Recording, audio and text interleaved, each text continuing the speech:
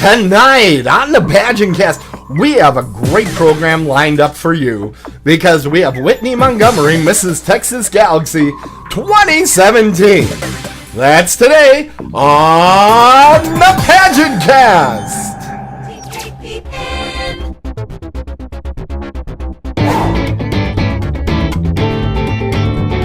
Welcome to the PageantCast, your home for beauty pageant news and interviews on the internet. My name is Trisha Branson. I am Mrs. Midwest, and you're watching the PageantCast. You're watching the PageantCast, and I'm so pleased that you could. My name is Tim Crunchman. I'm the host, and I'm here broadcasting from beautiful Muskego, Wisconsin, the land of lakes and landfills. But you came for tonight's guest, and we've got a great one. We have Whitney Montgomery, Mrs. Texas Galaxy 2017. Hello, Whitney. Hello, how are you? Fantastic. So great to get to meet you. Now, where are we calling you tonight? I am actually in Houston, well, a little north of Houston, in an area called Spring. Okay. So we just went through all the Hurricane Harvey stuff. Still a lot of recovery here, but glad to be here with you guys tonight. Well, we're glad that you can join us tonight. It's a beautiful evening for us to get to talk to a beautiful lady. I'm so pleased that you can come on the program.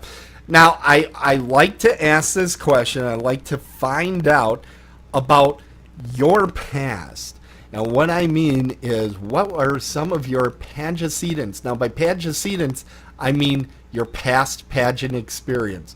What have you done to lead you on this road to become Mrs. Texas Galaxy 2017? For sure. I actually did not start competing in pageants until I was an adult, so I didn't do this like my whole life or as a child. I did my first pageant in 2013, and at that time I was part of the Texas International system, and I really enjoyed that. I was Mrs. Texas International 2014, and after my year of service there, I just really found a niche, and I loved pageantry. As an adult, as a married woman, I realized just what it gave me as far as a platform to get out there and talk about things that I was passionate about. It was a new level of getting out in the community. So I always had my eye on the Galaxy pageant system, and I was just so honored this year when I was able to take the title of Mrs. Texas Galaxy. What drew you to to Galaxy in particular? What was the aspect of it? Because we were talking before we went live here how there's a lot of different pageants out there. What was the thing that drew you to Galaxy? Galaxy is really neat because you hear so much about, this bond that the pageant girls have, but truly Galaxy, just watching them, they are really like a family. They have competitors from, the tiny little girls all the way up to here, the Mrs. They also have a Ms. division, which is really nice. So there's a wide range of girls and women and a lot of different cultures and backgrounds, and they truly have a more family type system, and they still give you, again, that avenue to get out there and do something that you're passionate about. But what really drew me in was honestly the fun factor, the bonding factor, that these women, they bonded together, but they also had continued connections even after their year of service was up. So you make a lot of friends on that pageant, sure. Don't you? That's fantastic. Now, are there any publications or websites that you keep a pulse on what's going on with pageants? Are there any that you'd like to recommend to our viewers? Well, the PageantCast, of course. Hold on. I know, right? Hello. Excellent. Fantastic. I get crowned. No. Honestly, I will be totally fair here. I am a complete social media addict, especially Facebook. So it's amazing just how much, as you scroll through, what you keep up with, and again, all the different pageant systems and seeing your connections who will compete in other systems, and just kind of staying connected there. The Pageant Planet is one that I watch a lot as well. And I love keeping up with some of the pageant coaches and their publications about how to keep up with current events and just pageant tips and things like that. One that I really admire that I've used in the past is Valerie Hayes. So there's just people like that out there that you just kind of make those connections and really get as much knowledge as you can about each system and then what's going on individually with the people competing in them. Fantastic. Now, I'm looking at your crown, and I'm not sure if it looks different because it's a state galaxy crown, or Yes. is it okay? And I see some pink in there. Am I seeing that correctly? Yes, they're kind of iridescent, so they kind of pick up different light. But yes, there's some kind of pink and blues in there. But this is the state crown. The new Galaxy, actually, this year for the international title holders. Mm-hmm. And I think Jessica will be on in a few weeks. You'll see. I mean, they are the most beautiful crowns I've ever seen. But they, too, have the different colored crystals in them as well. Well, they actually had a hard act to follow because the old crown, or was amazing. I don't want to call it old, but right? the previous crown. There, I got myself out of trouble. The previous crown was always one of the top crowns that people talked about. That was a driving factor all along, but it also was approximately 85 pounds. Yes, it is very heavy. Yes, I still would love to wear that international crown someday as well. But yes, I definitely plan on going back and competing at large at the Galaxy next year as well. I would just love to have that opportunity. But it's a massive crown, but it's worth the wait to get out there and do things. So let's talk about nationals for a bit. Where was it held? What were some of the highlights? It was held in Orlando this year in July, and I would say, again, when I arrived in Orlando, again, I was pretty new to the Galaxy system, but when I arrived, immediately felt the warmth, especially from the international director. One of my highlights, truly, I know you hear a lot, some of the directors will almost separate themselves from the contestants, just to kind of keep their distance. But what I loved about Maria, who's the international director, Maria Torres, she really took an interest in each person, took time to get to know them and to bond with them and to form a relationship. And I love that because I really felt connected at that point. But some of the highlights too, we had a great week. We had a pajama party where each state or region would do a skit to kind of represent their area, so that was fun. We have a white party where we're all wearing our white cocktail dresses and we just get to know each other and just have a fun night. Some photo shoots that were fun. There's just a lot of fun and bonding involved in the week that we're there. And you leave, of course, everyone wants to leave there with the huge crown, but you honestly leave there with some really, really good new relationships, and I love that. I mean, some of my closest friends now, even within the last few months, have come from the Galaxy system. That is so great. Now, Whitney, we talked about this a little bit before we came on the air, and this is a segment we like to call Show and Tell. Love it. Just like you're back in school. Here, let me write this on the chalkboard. There we go. So what did you bring for Show and Tell? Well, I actually wrote and had published my very first children's book last year, and it is called, let me see if I can get it in, wrong way, I Am a Child.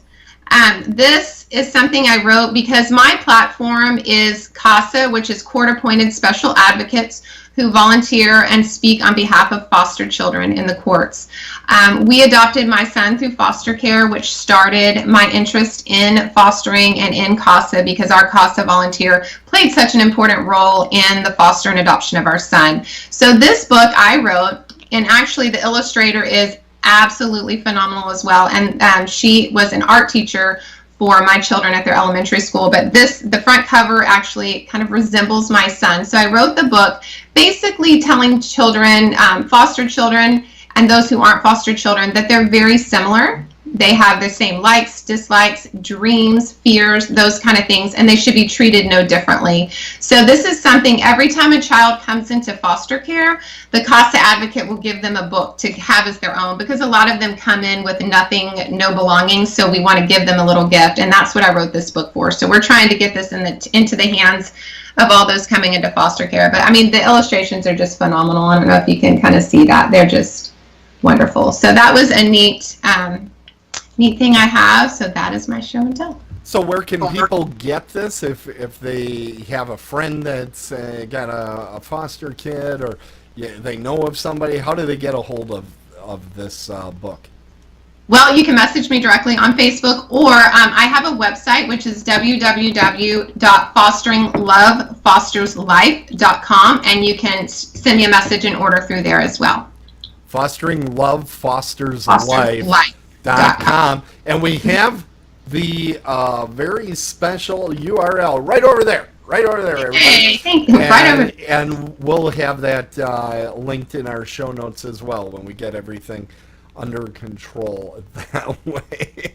And something else and some people want the book for themselves, but also I've had people who have actually purchased the books, donated the money, and had me send them to CASA programs across the United States so that each CASA program would have them available to give to the kids coming into care as well. And there's CASA all across the country. So there's a local chapter. I think if I remember, it's casa.org. I might be wrong. You can try .com, but I think it's an org. I think the national is an org, yes. And in Texas alone, we have 71 programs. So it's a big organization. So well, you know what though? I've heard this once or twice from some of your other people in your state. I heard that Texas is a little bit on the large side. It's a little bit on the large side. It's a little bit on the large side. So it probably takes 70 something to cover all of it. And even then, I'm sure there's some areas that are left out. So absolutely. So let's talk a little bit about the competition itself out there in Orlando. What is your favorite phase of competition? What's the part that you look forward to? I actually love interview. I love a chance to express myself and get to know the judges and let them get to know me a little bit, because I feel like, stage is fun, and of course we all love to be on stage, but to really get to know a person and what their purpose is and why they're doing pageants and what they're going to do once they win that title and what they've already done with the title they have, because I think that's the most important, to me, part of pageantry, because we can all have the hair and makeup and get dressed up, but most of us are not spending our year walking on a stage in front of people. You're spending your days out working with people and volunteering. So to know, I love that part, just to kind of get to know what we really have done and what we plan to do with our year. Now, I always ask this when people bring up interview. At Galaxy, what type of interview? I believe, if I remember correctly, it's panel style? Yes, it's panel style. It is quick. I will say that was probably one of the fastest 5 minutes of my life. You're like, wait, because I'm a talker, and I'm like, wait, I want to say more. But yes, it was a panel style there. And so it wasn't current events or anything like that. It's just getting to know you and about your platform. I'll tell you, with 5-minute interviews when it's panel style, it is not assured that each one of your judges is going to get a question in. That's just not assured. And we had a huge panel this year because it was an anniversary year for Maria and the Galaxy system. So she had a lot of past queens who came back to actually judge. So it was quite a large panel. So I think only 3 of them actually got to ask a question. So that always is daunting when you're a judge. You all want to ask questions. You're like, you're wanting to ask. See, my personal thing, I've got questions or stock questions, and I get to ask questions of you beautiful ladies with the program whenever I want. When I judge, I want to sit back and actually watch and listen and actively engage. My problem as a judge is I'm thinking about what I'm going to say next, and that is not the way it should be done. And you're not listening. Yeah, it's hard to concentrate. Right, it's difficult. So did you get any strange questions? No, this year was pretty straightforward, so that was nice. And I will say that something different about Galaxy that I didn't have in the other system, and a lot of Mrs. systems don't do, is we got to do fun fashion on stage, and I thought that was neat because that's usually reserved for teen and Miss, and so that was different as a Mrs. this year. So I would say that that's another part this year that I really enjoyed, because you have a little bit more time to kind of let loose and not be quite so pageant walk. You have time to show your personality a little bit. That's great. Is there anything in particular, any appearances or anything that you're doing that you want to make sure our viewers know about with your year of service? I think, this year I had one thing planned, and I will be honest, I think this year is going to be turn into something a little different after the Hurricane Harvey, and then Irma, and now the most recent, the Maria. I have friends also in Puerto Rico. A lot of our Galaxy pageant sisters are also from Puerto Rico. So I think the year's changing a little bit, because a lot of what I've done in the last month has turned into restoring hope to the victims of the hurricane and the flooding. And a plan I have coming up is actually doing the same, traveling to Puerto Rico to take help there and also restore hope over there. So that's kind of changed my course a little bit. But in general, again, my passion and my initial platform is the foster care, and I will continue. I'm doing what's called a book tour. I am going to visit some different camps, foster children camps across the United States, and actually take and share my book, do some readings. And I love that. It's an appearance I can't really share as much like on social media and show people, because for legal reasons, you aren't sharing pictures of foster kids and things like that. So a lot of that is like that hidden thing that I do that's my passion. But the Crown definitely helps get me into those areas and invited to spend more time with those kiddos. And that's truly my favorite part, is spending time with the kids and just seeing them and giving them hope. Because I think so many of them just, they fear that they don't have the right clothes, they don't have the right things to get out and do things. And I was talking with someone today, another friend of mine, and we were talking about, we want people to be out there and experience things. We don't want them to miss experience or opportunities because of the fear of that they're not good enough, or that they're different than somebody, or they don't have the right clothes. So that's kind of the message that I hope to get out through this year, to have people get out and actually experience life, experience volunteering. Because I think too, when you get out there and volunteer, even through this hurricane thing, when you're the one volunteering, you often get more back than what you put in, and I think that changes people.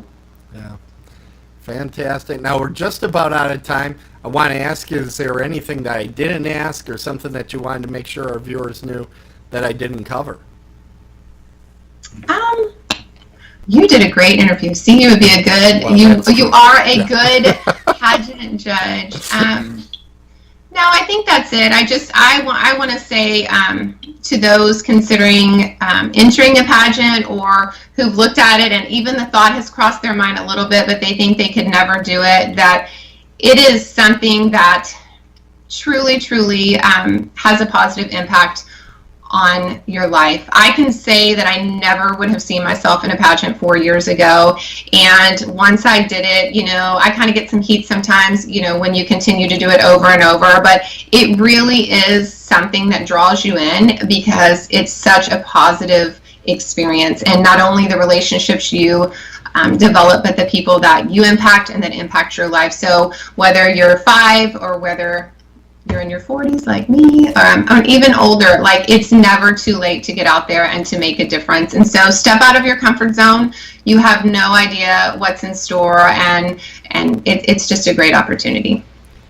Well, we're at that final phase of this interview, and this is, of course, the infamous "Let's See Your Best Pageant Wave."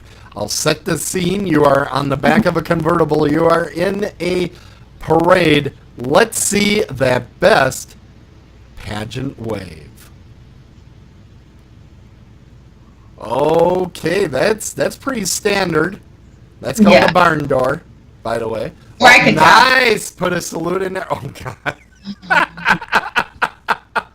I don't think I've seen that before. Very good. Oh, it's like the dab is really popular. I have 3 kids right now, so I gotta stay with the cool times. So you're the cool mom? Is that what it I is? try. I hope so. I'm the cool mom, but I also definitely want my kids to respect authority. So I'm the cool mom, semi-friend, but also have to play the disciplined mom role. So. Yeah, you got to do it both. Well, fantastic. Thank you so much for coming on tonight's show. We really appreciate it. And something we like to do at the end is both say Tierra Dreams, which I put right there. Okay. Right there. Okay. Let's say goodnight to everybody. Tierra Dreams. Tierra Dreams.